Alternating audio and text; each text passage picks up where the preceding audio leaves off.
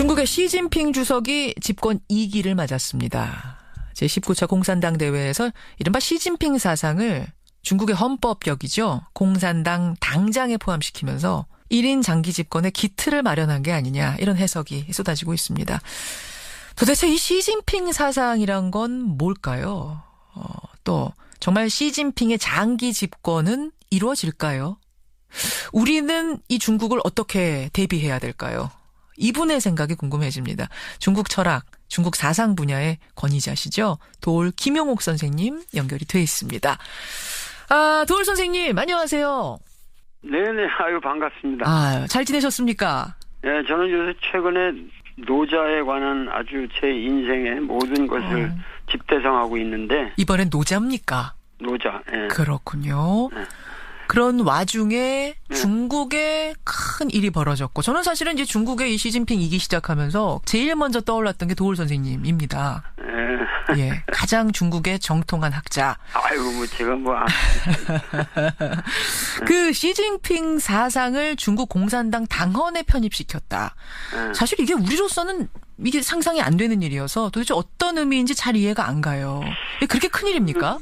우선 당정에 관해서도 예. 시진핑 사상을 썼기 때문에 이것은 등소평 이론보다도 더 고차원의 모택동 사상과 버금가는 그 시진핑 사상을 당장의 중요한 것으로 통과시켰다. 이런 얘기가 정확하질 않아요. 그래요. 지금 이제 나오는 얘기는 뭐냐면 공산당 당장, 당헌에 이름을 올린 지도자가 지금 4명밖에 없습니다. 레닌, 마르크스, 마오쩌둥, 덩샤오핑, 그러니까 모택동, 등소평. 4명밖에 없는데 그 뒤에 이어서 시진핑이 시진핑 사상이라는 이름으로 넣었으니까 이게 근데 굉장한 반열이다. 예. 여태까지 전대가 열릴 때마다 이 당장 수정이 안 된 적이 없어요. 매번 돼 왔고 그리고 시진핑 사상이 이번에 들어가질 않았어요. 정확하게 얘기하면은. 그래요? 어떻게 들어가 있냐면은 시진핑 신시대 중국 특색 사회주의 사상이라는 말로만 들어가 있습니다. 그게 시진핑 사상이라고 지금 알려져 있는 건데 그건 다른 겁니까? 있는데 이 중국인들 감각에는 항상 당장이라는 건 개정되어 온 것이고 우리가 시진핑 사상을 받들자 이런 식으로 들어간 게 아니라 시진핑 신시대 중국 특색 사회주의 사상을 진지하게 학습하자 이런 식으로만 들어갔습니다. 그런 그 외국 언론이 이렇게 센세이셔널하게 내놓는 그런 변화는 아니라는 거예요. 그리고 우리가 정확하게 그러면 이 신시대 중국 특색 사회주의라는 것이 무엇이냐 여기에 대해서 깊은 인식을 가져야 한다는 거예요. 자, 그러면 정리를 좀 하자면 우리가 지금 이제 언론을 통해서 알고 있듯이 레닌, 마르크스, 마오쩌둥, 덩샤오핑 4명밖에 없는 그 반열에 시진핑이 올랐다.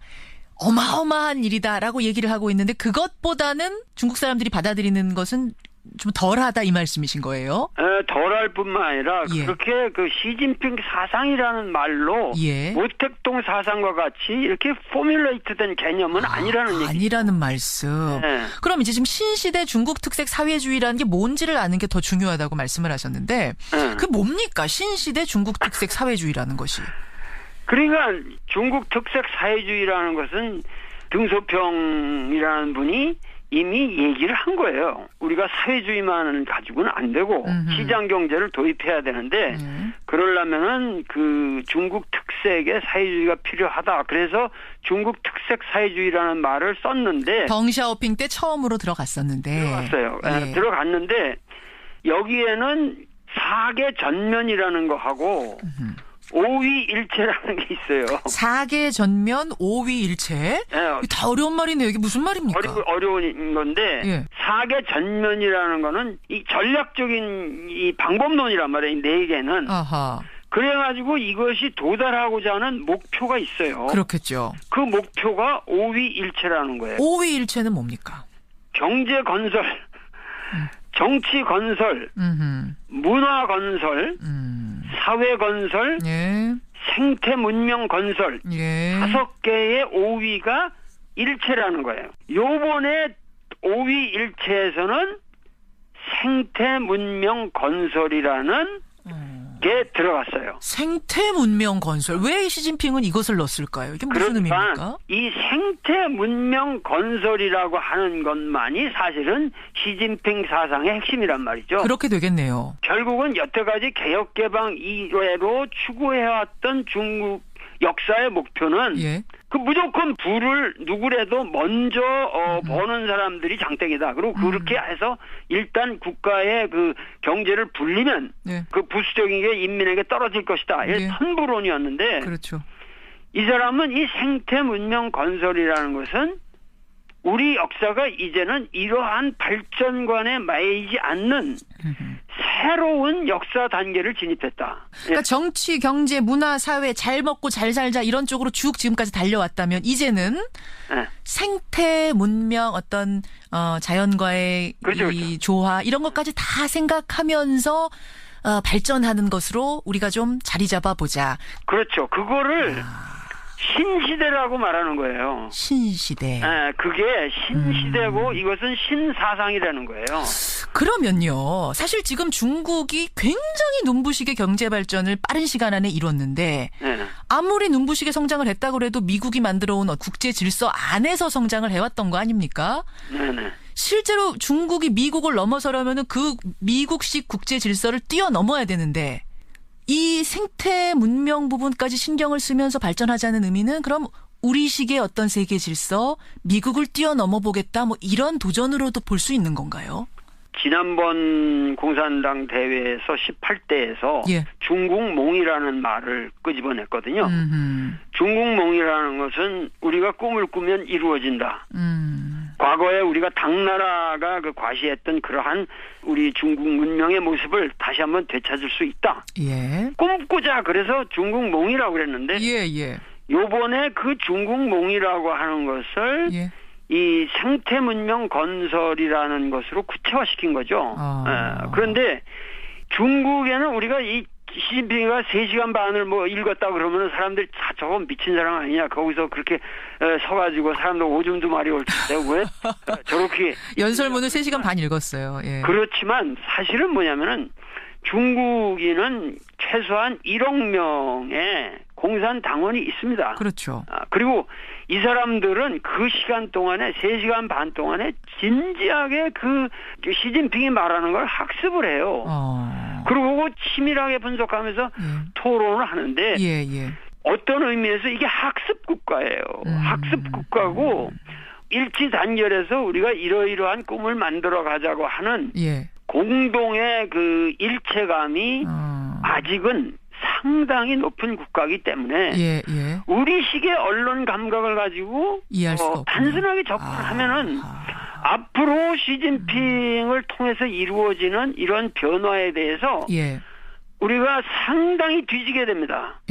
지금 언론에서 보통 말하기를 뭐 시진핑이 5년 후에도 자기가 장기 집권하려고 그러는 거 아니냐. 그런 얘기 하죠. 왜냐하면 헌법까지 개정해서 장기 집권으로 들어가려고 하는 거다라는 지금 전망이 우세하거든요. 왜냐하면 후계자를 지정하는 전통을 이번에 따르지 않았기 때문에. 제가 이 자리에서 말씀드리지만 시진핑의 이 10년 이상의 1인 독재라는 건 불가능합니다. 불가능하다고 보세요? 불가능합니다. 불가능하다. 불가능하든 가능하든 그건 5년 후에 어떤 방식으로 되게 되느냐 제 예언을 한번 보세요. 그러면 후계자 지정을 이번에 했으면 사람들이 이렇게 오해를 안 했을 텐데 언론들이. 후계자 지정을 안 한 게 오히려 민주적 방식으로 나가려는 거예요. 무슨 얘기냐면은 이 격대 지정이라는 것이 등소평에서 후진타오에 이르는 그 한 과정밖에 없었어요. 중국이 있었던 법이 아니에요. 그러니까 여러분들 지금 잘 모르실 수 있어서 제가 잠깐 설명을 드리자면 중국에는 격대 지정이라는 것이 있어서 1기, 2기 때 그 다음 후계자를 지명하는 겁니다. 내 후계자라고 키우는 거죠. 뭐 이런 전통이 있다 이거거든요. 이 격대 지정이라는 것은 중국 이례적 사건에 불과합니다. 그래서 그거를 이어갈지 안 할지 이렇게 했는데 지정을 해놓으면 거기에 또 여러 가지 부패 고리가 거기에 나라비를 쓰는 거예요. 거기 줄을 서가지고. 그러니까 좋지 않은 전통이라고 시진핑은 판단한 것이라고 지금. 한 거죠. 지금 중국 특색 사회주의를 실천하는 과정에서 가장 무서운 것은 이 공산당의 부패라는 거예요. 그렇죠. 부패죠. 그래서 이 시진핑이 가장 사랑하는 말이 고전에서 뭐냐면 정자정야라는 말입니다. 그건 뭔가요?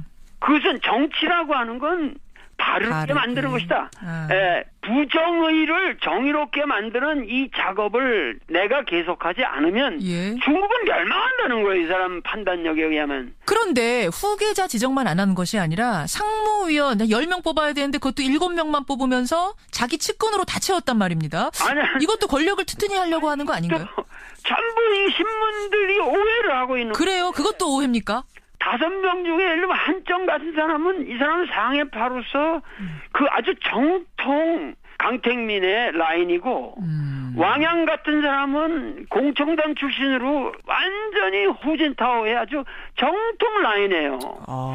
그리고 나머지 3사람도 상당히 온건하고 모든 사람들과 문제가 없는 사람이기 때문에 시진핑이 독재를 하기 위해서 그런 건 아니라는 얘기야. 와, 전 지금요. 사실은 이 인터뷰 들어오기 전에 상당히 많은 자료들을 읽고 전문가들의 분석을 읽고 이러고 들어왔는데 전혀 다른 이야기가 도올 선생님 입에서 나오니까 좀 당황스러울 정도예요. 이게 그게 쉬운 문제가 아니에요. 중국에. 수만 명을 그냥 목을 치고 내고 감옥에 집어넣고 이러는 시진핑이 어떻게 후계자를 지목해놓고 뭐 애매하게 뭐 만들어 놓은 상태에서 정치를 할 수 있겠어요. 결국 그러면 부패 청산을 위해서 지금 후계자 지정도 안 하는 것이고 그 주변의 상무위원도 지금 다 측근은 아니라고 하셨지만 어쨌든 자기에게 우호적인 사람들로 채운 이유도 그 부패와의 싸움을 가열차게 하기 위한 것이다. 이렇게 판단. 가열차게 하기 위한 것이죠. 그러면서도 어떻게 하면은 그 부패 청산을 하고 그 빈익빈 부익분의 이런 거를 생태 문명 건설로 돌리느냐. 중국을 너무 나이브하게 제가 이런다 그래서 도울이라는 사람은 중국을 그냥 긍정적으로만 보려고 그런다 그렇게 말할지도 모르겠으나 도울의 말은 현실의 이러한 측면도 우리가 반드시 정확히 봐야만 우리의 바른 전략이 나올 수 있다는 겁니다. 물론이죠. 그러면 선생님 이 상황에서 시진핑 2기에 들어서는 이 상황에서 신시대 중국 특색 사회주의를 외치는 이 시점에서 우리는 어떻게 해야 될 것인가. 사실 지리적으로 역사적으로 문화적으로 우리에게 너무도 큰 영향을 주는 중국이기 때문에 우리가 이 변화에 어떻게 대처해야 되는지 잘 모르겠습니다. 어떻게 해야 되나요? 한국이야말로 전 세계에서 중국을 문명적으로 리드할 수 있는 유일한 나라예요. 우리나라가요? 우리나라. 중국을 리드할 수 있는? 우리 생활문화, 효라든가 모든 문화가 우리 중국이 지향하는 바에 생태문명의 모든 가능성을 우리가 먼저 구현할 수 있는 나라라는 얘기예요. 우리가 이제 비록 작긴 하지만 사실은 한류 문화가 중국에 전파돼서 어마어마한 영향을 끼치는 것만 해도 한 예가 될 수 있겠네요. 하긴. 그 예가 되는 거죠. 그렇죠. 그러니까 이런 모든 것이 지금 뭐냐면 사드 문제도 그렇고 이런 것들이 우리가 조금 더 이 전체의 국면을 봐서 수를 놨어야 되는 건데 너무 성급하게 대처를 했다. 저는 상당히 아쉬움이 있는 거죠. 근데 기왕 이렇게 됐으니까 또 한중 관계가 좀 어려워진 상황이니까 이제 어떻게 타개해야 될까요? 이 타개가 어렵죠. 어려워요? 풀기가? 중국에서는 사드 문제에 관해서는 양보하기가 어려워요. 레이더를 없애라는 거거든요. 그게 제일 싫은 거거든요. 자기 쳐다보고 있으니까. 잘 들여다보고 레이더로 있으니까. 다 자세하게 자기. 야구공까지 바라보고 있으니까.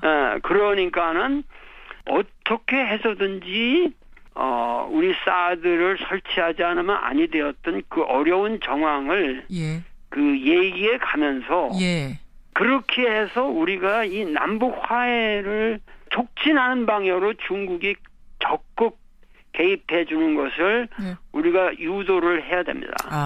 그렇군요. 알겠습니다. 그러니까 결국은 충분히 설득하고 우리의 상황에 대해 이해시키면서 이 외교적으로 좀 풀어보자 이 말씀.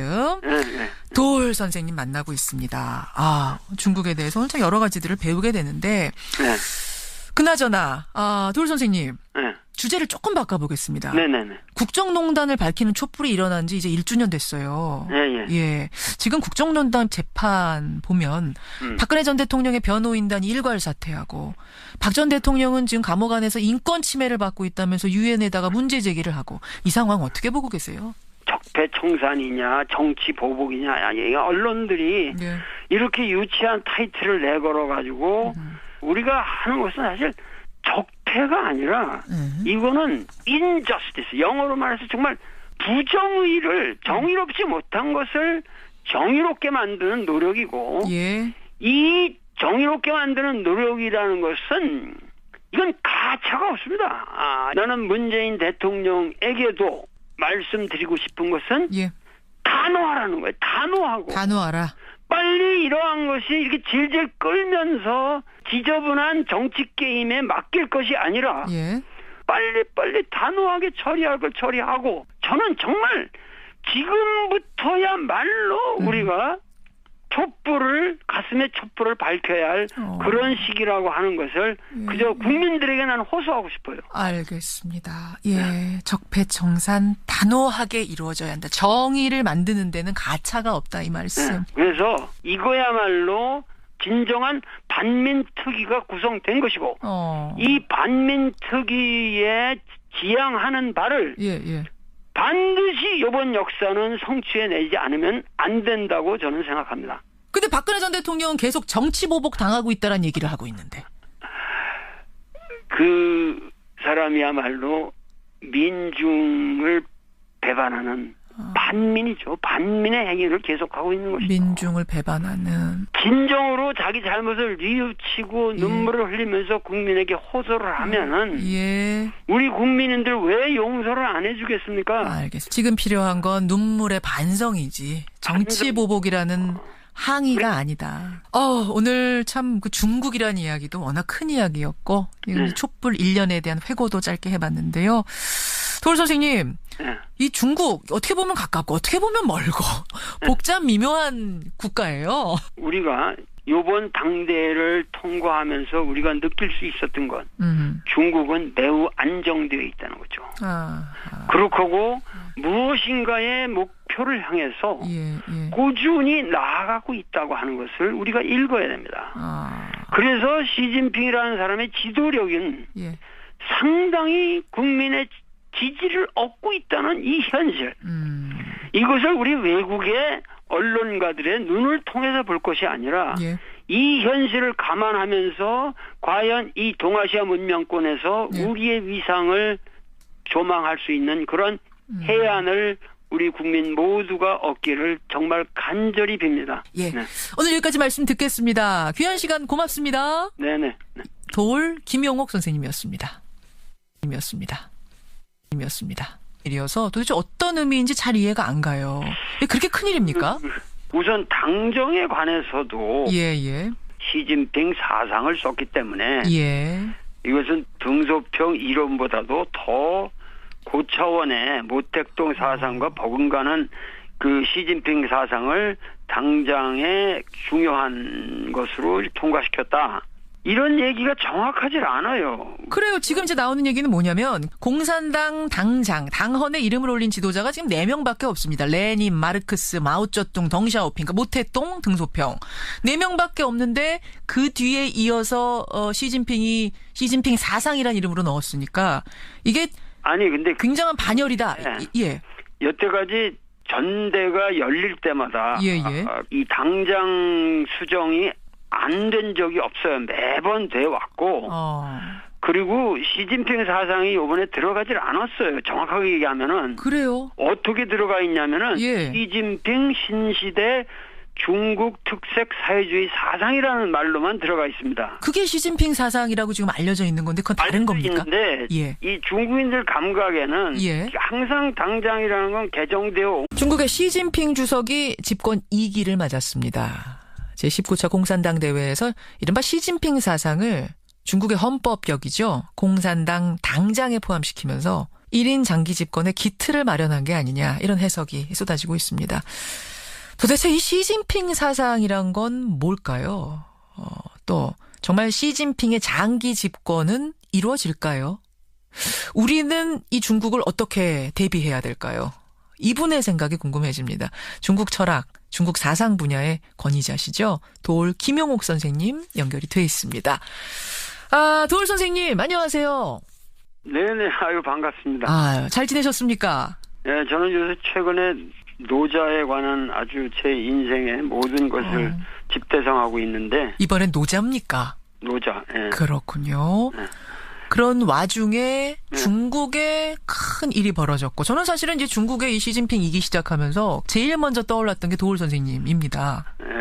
예, 가장 중국의 정통한 학자. 아이고, 제가 그 시진핑 사상을 중국 공산당 당헌에 편입시켰다. 사실 이게 우리로서는 이게 상상이 안 되는 것이고. 예. 우리가 시진핑 사상을 받들자 이런 식으로 들어간 게 아니라 시진핑 신시대 중국 특색 사회주의 사상을 진지하게 학습하자. 예. 이런 식으로만 들어갔습니다. 예. 그런 그 외국 언론이 이렇게 센세이셔널하게 내놓는 그런 변화는 아니라는 거예요. 그리고 우리가 정확하게 그러면 이 신시대 중국 특색 사회주의라는 것이 무엇이냐. 예. 여기에 대해서 깊은 인식을 가져야 한다는 거예요. 자, 그러면 정리를 좀 하자면 우리가 지금 이제 언론을 통해서 알고 있듯이 레닌, 마르크스, 마오쩌둥, 덩샤오핑 4명밖에 없는 그 반열에 시진핑이 올랐다. 어마어마한 일이다라고 얘기를 하고 있는데 그것보다는 중국 사람들이 받아들이는 것은 좀 덜하다 이 말씀이신 거예요? 덜할 뿐만 아니라 그렇게 그 시진핑 사상이라는 말로 모택동 사상과 같이 이렇게 포뮬레이트된 개념은 아니라는 얘기죠. 아니라는 말씀. 그럼 이제 지금 신시대 중국 특색 사회주의라는 게 뭔지를 아는 게 더 중요하다고 말씀을 하셨는데 그 뭡니까? 신시대 중국 특색 사회주의라는 것이. 그러니까 중국 특색 사회주의라는 것은 등소평이라는 분이 이미 얘기를 한 거예요. 우리가 사회주의만은 가지고는 안 되고 시장 경제를 도입해야 되는데 그러려면은 그 중국 특색의 사회주의가 필요하다. 그래서 중국 특색 사회주의라는 말을 썼는데 덩샤오핑 때 처음으로 들어갔었는데 들어갔어요. 들어갔는데 여기에는 사계 전면이라는 거 하고 오위일체라는 게 있어요. 사계 전면 오위일체? 다 어려운 말이네요. 이게 무슨 말입니까? 어려운 건데 사계 전면이라는 거는 이 전략적인 이 방법론이란 말이에요. 네 개는. 그래가지고 이것이 도달하고자 하는 목표가 있어요. 그렇겠죠. 그 목표가 오위일체라는 거예요. 오위일체는 뭡니까? 경제 건설, 정치 건설, 문화 건설, 사회 건설, 생태 문명 건설 5개의 오위가 일체라는 거예요. 요번에 오위 일체에서는 생태 문명 건설이라는 게 들어갔어요. 생태 문명 건설. 왜 시진핑은 이것을 넣었을까요? 이게 무슨 의미입니까? 이 생태 문명 건설이라고 하는 것만이 사실은 시진핑 사상의 핵심이란 말이죠. 그렇게 되겠네요. 결국은 여태까지 개혁개방 이외로 추구해왔던 중국 역사의 목표는 그 무조건 부를 누구라도 먼저 버는 사람들이 장땡이다. 그리고 그렇게 해서 일단 국가의 그 경제를 불리면 그 부수적인 게 인민에게 떨어질 것이다. 이게 선부론이었는데 그렇죠. 이 사람은 이 생태 문명 건설이라는 것은 우리 역사가 이제는 이러한 발전관에 매이지 않는 새로운 역사 단계를 진입했다. 그러니까 정치, 경제, 문화, 사회 잘 먹고 잘 살자 이런 쪽으로 쭉 지금까지 달려왔다면 이제는 생태 문명 어떤 자연과의 이 조화 이런 것까지